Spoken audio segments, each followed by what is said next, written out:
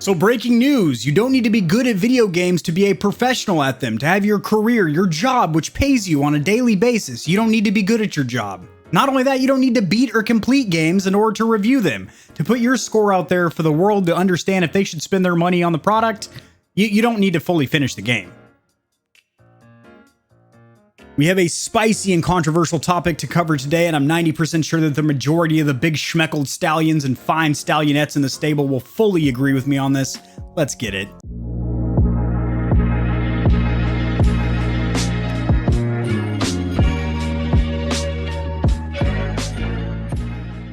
So sharing my screen over here, we have a very controversial tweet over here from Mike D. He's the head giver, or my apologies, the head content creator over there at Gaming Bible, which is a large journalistic platform. Mike D says, reminder that you don't need to be good at games to write about them, or stream them, or even make them. You don't need to finish a game to review it, to publish an opinion, or score. Most of the time, we don't get the time. This will be cited or sourced down there in the description below in case you want to read it yourself. So, here's my opinion on it. I get where you're coming from, Mike D, and I will caveat some of the things that I say. When there is a specific situation or a specific niche of game reviews where it does make sense, where you're simply not going to be able to finish an entire game, or it's so bad that you simply don't want to. However, if it is your job, your career, to be a game journalist, a reviewer, even a professional streamer, when I say professional, I mean full-time. You get you pay all of your monthly bills solely from Twitch, Facebook Gaming, YouTube Live, or you're a YouTube content creator with a gaming channel. You should, in essence, with a capital S, a big thick boy, be proficient at games. Do you have to be amazing? Do you have to be a professional player like Shroud or Tfue? No. But you should be average or above, considering that is your job. If you don't perform well at any other job, if I don't mop the floors well as the janitor, they're going to fire me and find somebody else. So if you're going to be reviewing games professionally, that is your career choice, that is your job of choice, your occupation, you damn well better have skill at it.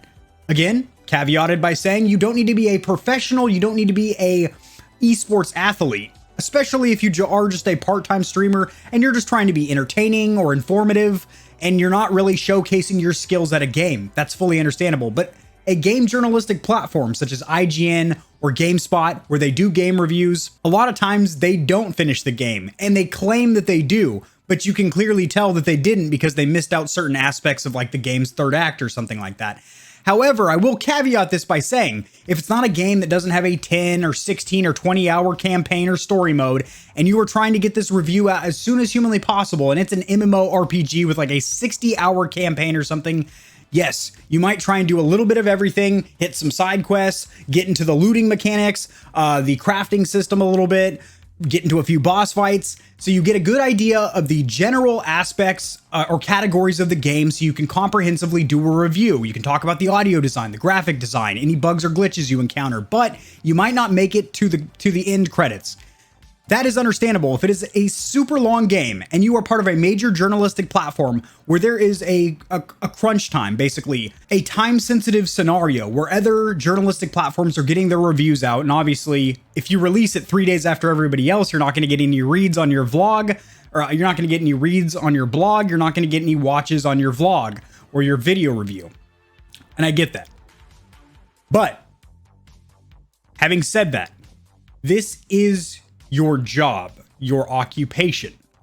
So you should plan accordingly, maybe have multiple journalists working on the same title so they are able to cover the majority, if not the entirety, of a game's campaign or story. Now, as for being good at games, how can you not become better at games when it is your full-time job? I guarantee you, if I'm working from home and I have more time to sit down and play video games and review them and get deep into the core mechanics of them, I'm going to get better at them because practice makes perfect and I'm working on my aiming mechanics, stuff like that. You're going to get better at games. So his whole argument, well, you don't have to be good at game. You don't have to be good at your job to not get fired and have somebody else who is proficient or above average take over your position. That's not how any other job works. And that should be no different for being a game journalist, where you are the voice of the gaming community to give people an idea of if they want to spend their hard-earned money on a game or not, on software, a product. So my final conclusion here is that the only time, in my opinion, it is okay for a journalistic platform to not finish a game completely would be, one, like I mentioned, it is a freakishly long game, like an MMORPG with multiple endings. Then, like I said, you want to cover a little bit of what you can to where you can give a good, comprehensive, honest review and disclose that information to the reader of the written review or the viewers of the video review that you have not finished it. You played this many hours of it, but you could not complete the campaign. So at least people know, okay, there might be something in the third act or in the conclusion of the game that this reviewer doesn't know. But they don't do that half the time. They either don't mention, period, that they didn't beat the game, or they actually claim, basically lie to us, right to our faces, that they completed the game. And then just to go find out later that they didn't. They have like a 45% completion on the story. And the second one that I'm going to touch on is if a game is so bad, it is trash in the first 4, 5, 6 hours, I don't blame a journalist or reviewer for not wanting to play a 30-hour campaign when the first 6 hours was incredibly painful. At that point, I would just wrap up my review and say right there, this game, I did not even give it a chance to take it to the credits roll because it was so bad. And then most people are going to be like, wow, ooh, steer clear of this one, or maybe rent it from Gamefly. That doesn't exist anymore. It was like Netflix for games. Or, maybe borrow it from a buddy or something. Definitely don't buy that game. But if a game is so bad and it doesn't grab you in the first 6 hours or so, which by the way, that's like a whole campaign for a lot of shorter games like Call of Duty campaigns, you can beat them in one sitting in like 6 hours. But if it's a long game and it's trash in the first 6 to 8 hours, I can understand and I can relate with Mike D making a statement like that. But the fact that you don't have to be good at games, it's your job. You get paid. Granted, it's not as much as you guys might think. Game journalists, unless they are head editor or something for IGN, they don't really make that much. But still, regardless of their salary, their income, their wages, it's still their job, their occupation, and they still owe it to their company that they're getting paid for, and also to their clients, their customers, us, the average consumer of games, to give us an honest, comprehensive review. Maybe if they were better at games, they'd be able to beat the campaign within 12 hours instead of taking 36 hours to get through the tutorial.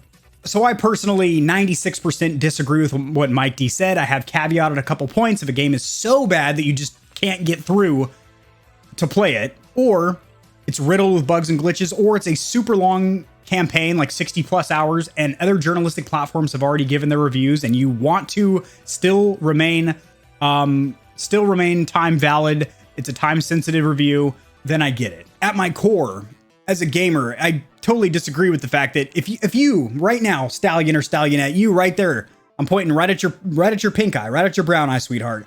If you were a full-time streamer or journalistic reviewer, would you not become better at games? You already have a good foundation. You're a gamer. But if you're a professional gamer, that's your job. You're going to get better because it's what you do. It's your job. It's your hobby. It's what you do after work, but it's also during the hours of 9 to 5 or whatever, when you punch the clock, you're punching headshots. It's your job. So you're going to get better at it. Drop in the comment section below your opinion of this debacle, this fat old sausage, this pickle that we're gobbling right now, churning butter like Ramesh. If you enjoyed the video, liking it helps it to get seen by more people, which in turn helps me grow this channel from a flaccid doozer to a big, thick, veiny, girthy rager, which is exactly what we're going for on this channel. Subscribe for more content like this by turning that red subscribe button gray. It also puts an extra 2 inches on your peen, which I'm sure is very welcome for the old lady. And I will see you bucking stallions and you smooth stallionettes in the next video. Peace. Now go out there and be not good at games, and then write reviews about them.